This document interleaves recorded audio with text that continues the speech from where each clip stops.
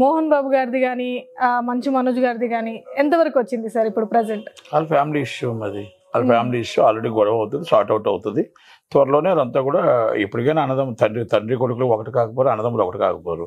చిన్న చిన్న ఇష్యూస్ ఉంటాయి ఫ్యామిలీలో. ఆ ఇష్యూస్ అన్ని కూడా బయట రోడ్డు మీదకి వచ్చాయి కాబట్టి, పబ్లిక్ వచ్చాయి కాబట్టి మీరు అంతా మాట్లాడుతున్నారు. అది కంపల్సరీ త్వరలోనే షార్ట్ అవుట్ అవుతుంది. ఫ్యామిలీ గొడవలు అవి సర్దు మనుగుతాయి, ఎప్పటికైనా తండ్రి కొడుకులు ఒకటే అని చెప్పేసి మీరు అన్నారు కదా సార్.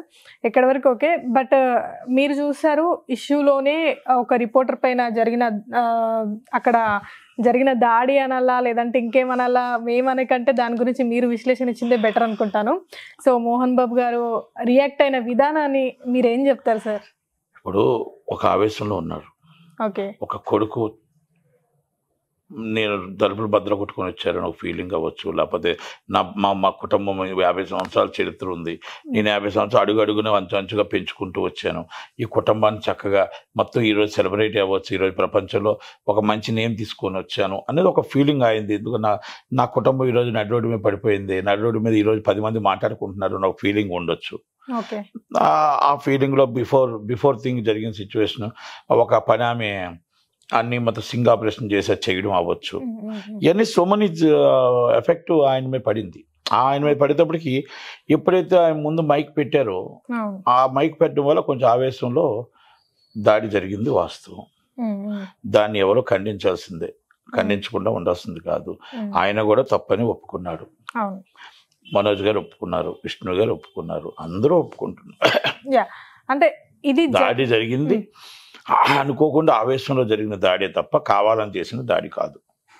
అంటే మనిషి బాగున్నాడు కాబట్టి ఇది ఆవేశంలో జరిగింది అంటున్నాం కానీ ఏదైనా తప్పే ఏదైనా తప్పే. ఇప్పుడు మనిషికి ఏమైనా జరిగినా కూడా మన ఆవేశంలో చేస్తాను తప్పలేదంటే కాదు, తప్పే. దాంట్లో దాడి చేసిందని ఎవరో ఖండించుకోవడం లేదు. ఆయన ఖండించాడు, ఆయన తప్పని ఒప్పుకొని అందరూ తప్పని ఒప్పుకుంటున్నారు.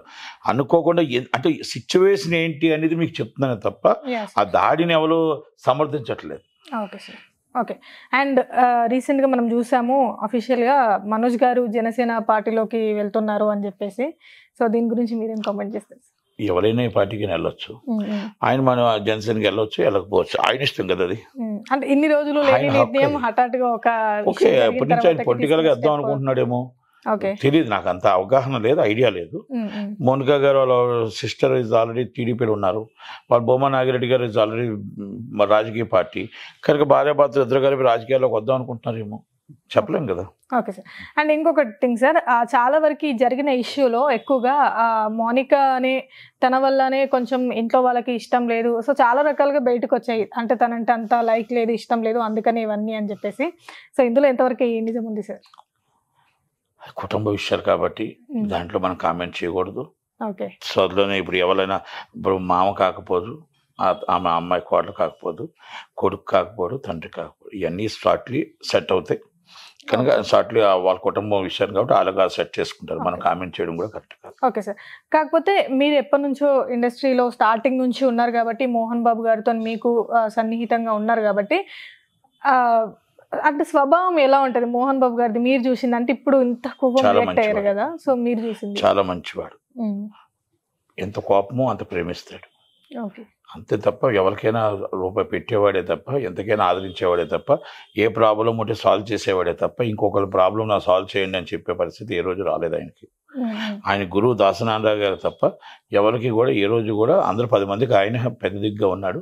ఆ విషయంలోనే ఆయన అంచులంచులుగా ఎదుర్కొంటూ వచ్చాడు. నాకు 35 సంవత్సరాలు తీసు, not only this year, 35 years 35 గురువు గారి ఉన్నప్పటి నుంచి నాకు బాగా పరిచయం. కానీ ఏంటంటే ఆయన ఒక చెప్పే కదా, ఇది కుటుంబంలో 50 సంవత్సరాల చరిత్ర, 50 సంవత్సరాలు సినిమా పూర్తయి 50 సంవత్సరాలు 2025కి వస్తున్నప్పుడు ఆ వస్తున్న సమయంలో బాగా భారీగా ఆయన ఒక ఆయన్ని మన సినిమా ఇండస్ట్రీని అంత ఘనంగా సత్కరించాలి, అలాగే కుటుంబం అందరూ కలిపి సత్కరించాలి, ఇండస్ట్రీ అంతా సత్కరించాలి, అలాగే మెంబర్ ఆఫ్ పార్లమెంటు, ఒక విద్యావేత్త, ఒక అన్నీ ఉన్న వ్యక్తి ఒక 50 సంవత్సరాలు అంచులంచులుగా ఎదుర్కొచ్చాడని అనుకున్న సమయంలో ఇది రావడం అనేది దురదృష్టం.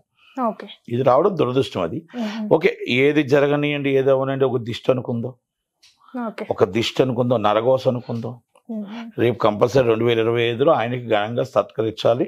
ఒక ప్రొడ్యూసర్ కౌన్సిల్ జాయింట్ సెక్రటరీగా అన్ని సంస్థలు అన్ని క్రాఫ్ట్స్ కలిపి 50 సంవత్సరాలు పూర్తి చేసుకున్న సందర్భంగా ఘనంగా ఇండస్ట్రీ అంతా ఆయనకి 50 సంవత్సరాలు ఒక డైలాగ్ కింగ్, ఒక నటుడు, ఒక హీరో, ఒక నిర్మాత, అన్ని విభిన్న పాత్రలో చేసిన నటుడుగా ఆయన కంపల్సరీ మనం సత్కరించాల్సిన బాధ్యత ఉంది.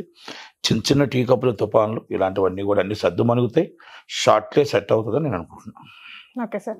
అండ్ అంటే మీడియా ఇందులోకి ఇన్వాల్వ్ అయింది పర్సనల్ విషయంలోకి అంటే మనోజ్ గారు వచ్చి మీడియాని కాంటాక్ట్ అవ్వడం వల్లనే కదా సార్. సో మనోజ్ గారు తీసుకున్న స్టెప్ని మీరు తప్పుపడుతున్నారా? అంటే నేనేం తప్పట్లేదు. ఇప్పుడు ఒక మాట అమ్మా, మీడియాకి ఆయన వచ్చాడా లేకపోతే మీడియా వచ్చిందా? పబ్లిక్ వచ్చి ఎప్పుడైతే పోలీస్ స్టేషన్కి వచ్చారో ఇది పబ్లిక్. ఎప్పుడైతే రోడ్డు మీదకి వచ్చారో, ఎప్పుడైతే పోలీస్ స్టేషన్ కంప్లైంట్ వెళ్ళిందో ఇది పబ్లిక్. ఇంట్లో ఉన్నంత వరకు మన ఇంట్లో నుంచి బయటకి ఎప్పుడైతే వచ్చామో ఎవరైనా అవ్వచ్చు, మేబీ అది ఎవరైనా అది పబ్లిక్ వస్తుంది. పబ్లిక్ వస్తున్నప్పుడు అది కంపల్సరీ పబ్లిక్ డొమైన్ అంటారు. దాన్ని పబ్లిక్ డొమైన్లో కంపల్సరీ ఎవరు ఇష్టం వచ్చినట్టు వాళ్ళు రాస్తారు. ఇక ఎవరు తమ్ములేని వాళ్ళు ఇష్టం వచ్చినట్టు పెడుతున్నారు. మొత్తం టోటల్గా వాళ్ళ ఇష్టం ఏం మాట్లాడుకున్నా అవసరం, వాళ్ళు ఏది పడితే తమ్ములేని పెట్టేస్తున్నారు.